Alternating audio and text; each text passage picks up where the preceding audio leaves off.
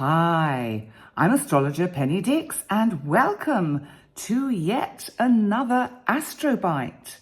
And today's Astrobite is for the 23rd of February. And as you remember, I was talking last week in the one or two Astrobites I did that there haven't been many aspects going on. Well, they all come along but like buses, they all turn up at once. And so we have aspects today, we have aspects tomorrow, and we have aspects the next day, for which I will be doing Astrobites. But today's, the 23rd of February, we have two that I'm going to talk about. And one of them, the third, I'm going to talk about tomorrow. Because Mars, I'm going to talk about Mars first. Mars is actually going direct. And for people in America, Canada, and West, it goes direct on the 23rd. But for everybody in Europe, the UK, going east across Asia, India, etc., Australia, it doesn't go direct till the 24th. So I'm saving that as a separate Astrobite for the 24th. So today, the 23rd, we do actually have two quite important aspects. So why do we get all these aspects at once? Well, we've got all this energy in Pisces. We have, well, let's talk about the most important one. Neptune is conjunct the North Node. And with Pisces, we have energy which can be elusive, it can be very deep and spiritual, it can be empowering in its ability to help us connect with these higher frequencies of our own intuitive and psychic side. And I think when we have a lot of energy in Pisces, it makes it easier for us to connect, but it can also make it easier for us to not do much at all, because we get very dreamy and whimsical and start kind of, well, just, thinking about the future, thinking about the past, and we just never get everything done. And we have this period of time every year, and it's funny really, isn't it? In the Northern Hemisphere, it's February, and it's winter moving towards spring. And of course, in the Southern Hemisphere, it's summer moving towards autumn. Because when the sun moves into Aries on the 20th, 21st of March, of course, with the spring equinox, we really do have that sense of new beginnings and rebirth. So there's something about Pisces where we really retreat and hibernate even more. Certainly the weather in the north, in the Northern Hemisphere, has the effect of making us retreat inside ourselves. And in the Southern Hemisphere, you're probably thinking, it's the last days of summer. And so I think it also has an effect of making you feel lazier and less active, less driven by energies of desire to initiate anything new. So what about Neptune? Because Neptune, of course, rules Pisces. So Neptune embodies all the aspects of Pisces: intuition, psychic abilities, imagination, creativity. Neptune can also indicate viruses, pandemics, illnesses. It can represent medicines and vaccines. So it has quite a broad spectrum of energies that it can be connected with. And Neptune can cause, for all of us, illusion, confusion. We can really fool ourselves with Neptunian energy. We can even fall into that kind of paranoid space where we really don't see things clearly at all. And if we're aware of ourselves falling into that kind of space or watery place, then it's really best to try and do something that grounds us, gets us out, if there is sunlight, gets us out in the sunlight, gets us in touch with the earth. Maybe if you live near the sea, as I'm fortunate enough to do, and it would be a good idea for me to do this, note to self, drive myself to one of the nearest kind of rocky beaches and get out and smell the sea air and feel the sea spray. That I'd be grounded on the solid earth, the rock, the stone. So I'm waxing lyrical, which of course is typical of Neptunian and Piscean energy. And it's conjunct the node. And this is kind of heralding in eclipse season, because we have a new moon on the 28th, which really is that portal towards the changes that we can expect when we start getting the eclipses in March. The North Node kind of, from a cosmological point of view, as you know, is actually a point in space.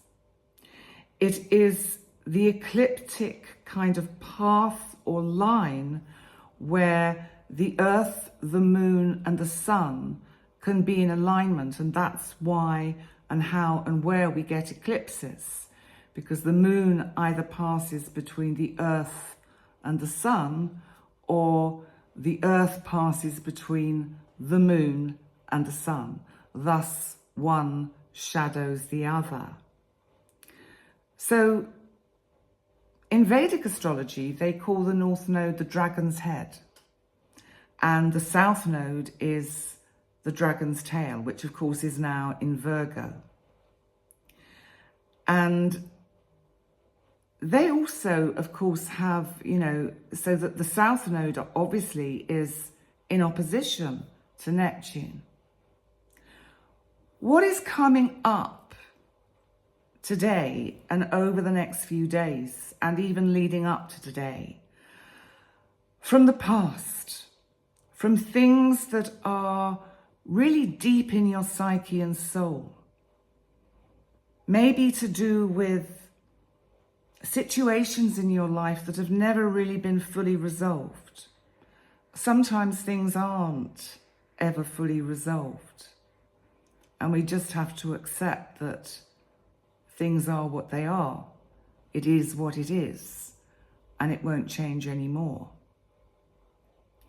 So the South Node is bringing something in about whom do you serve?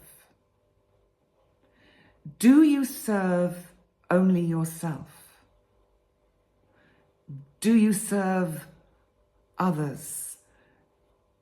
Do you serve the divine, the all of the all? As I'm recording this on the 20th, I'm very aware of the Holy Father, the Pope, and his struggle with illness at the moment. And I think it's interesting because I know there has been talk of him kind of preparing the way. And it would be very interesting if he let go during Pisces energy, because Pisces is the sign of the fish. It was the sign, if you like, of Christianity, the sign of the Christ.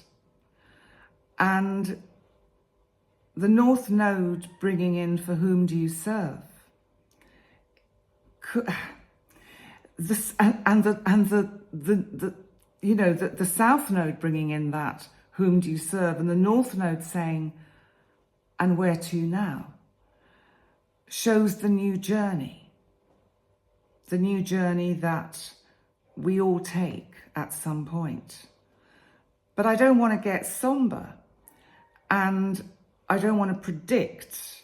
What I'm actually just suggesting is although logically we know it would not be a surprise, astrologically it would also kind of be in keeping with the astrological energies, bearing in mind I don't know what the Pope's birth chart is. It might be interesting to find it. So, I just wish him well, and I wish him health and healing and spiritual healing. And that would go for any religious leader, because I think it's really important also to state, especially in Pisces season, that, there are many ways to the divine. It's not just one way.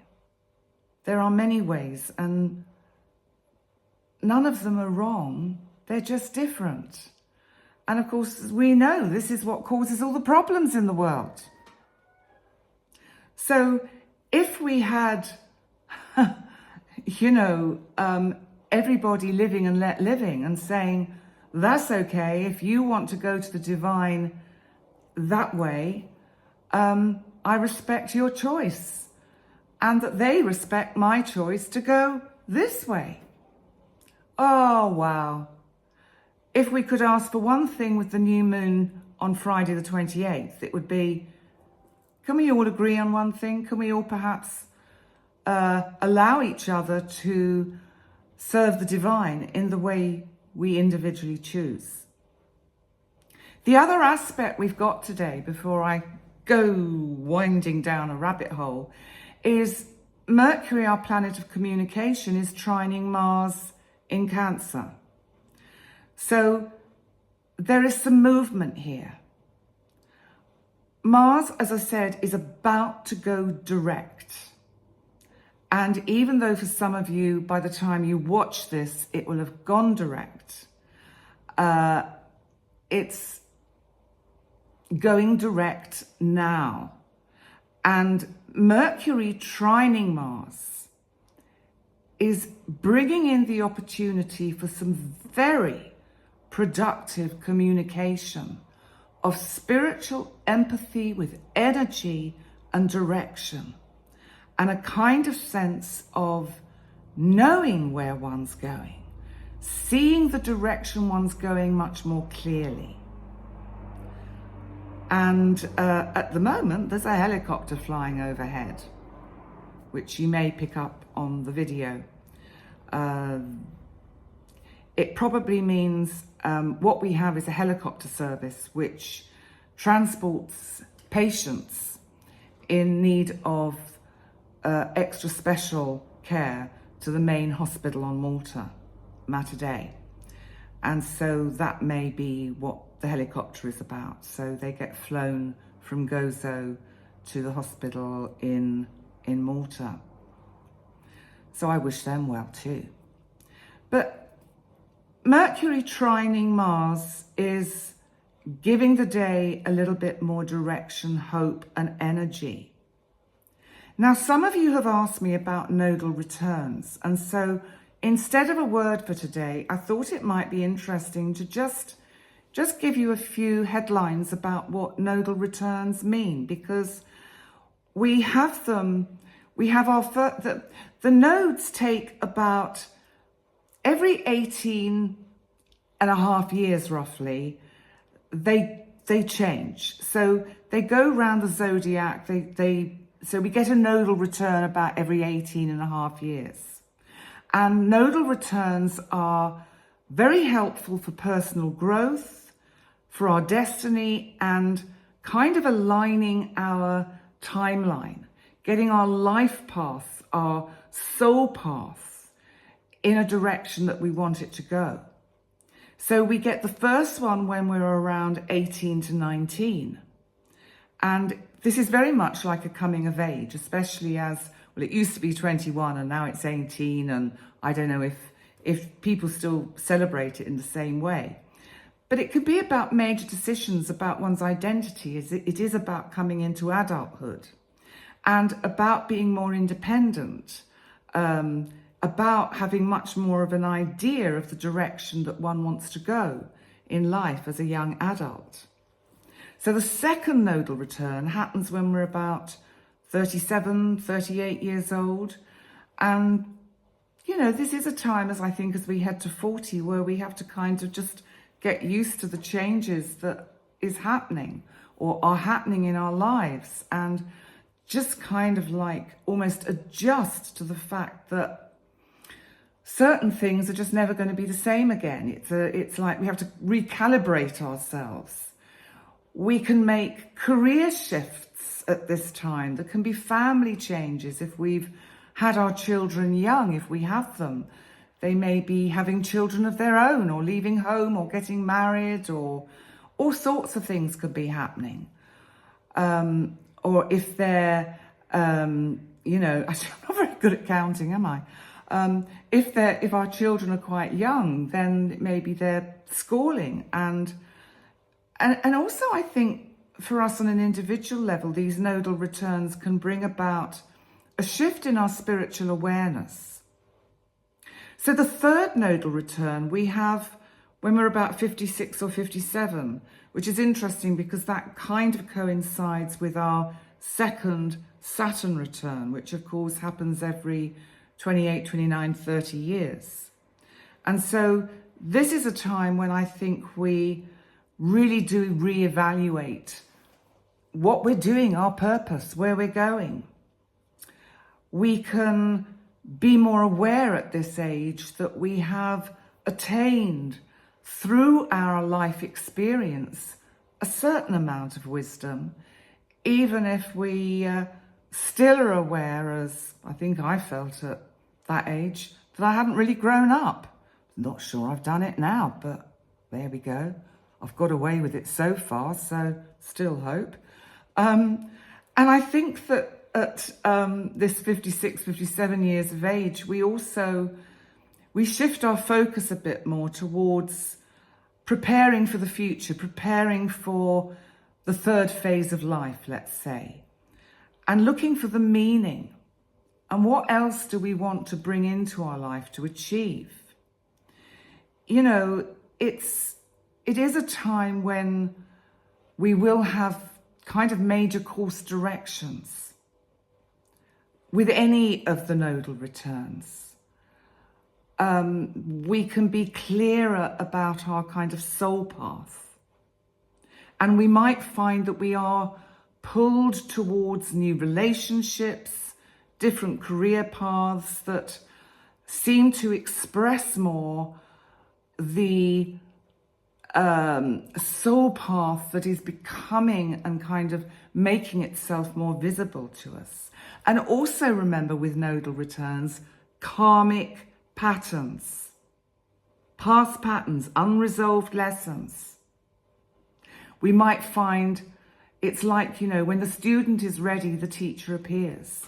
So we may find the right people appear on nodal returns to help us kind of grow and change. And I also think we feel a much stronger sense of purpose. So I think we begin to realize what we really truly want, so that we feel much more in tune with where we're going and what we're doing.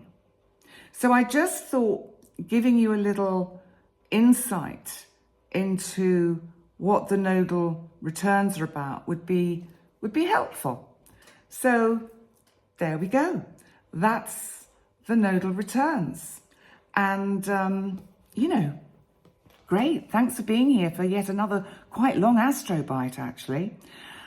And it's the 23rd of February. Please remember to do all those wonderful things of liking, sharing, and subscribing. And thank you to all the new subscribers. I'm very honoured that you have chosen to follow me. Thank you. I hope I will not disappoint. And remember, if you would like a session with me, why not get in touch on pennydix.com? And all you have to do is email me. I'm very hands-on. I like to personally discuss it with you, and we work out the time that suits both of us, bearing in mind I have to with most of my sessions, there's a big time difference. So just in case anyone is looking for to see whether I've got any space, I'm not too bad over March and April, not looking too bad at the moment. So there are spaces. So on that note, thank you so much for joining me. And I look forward to seeing you next time. Bye for now. Bye.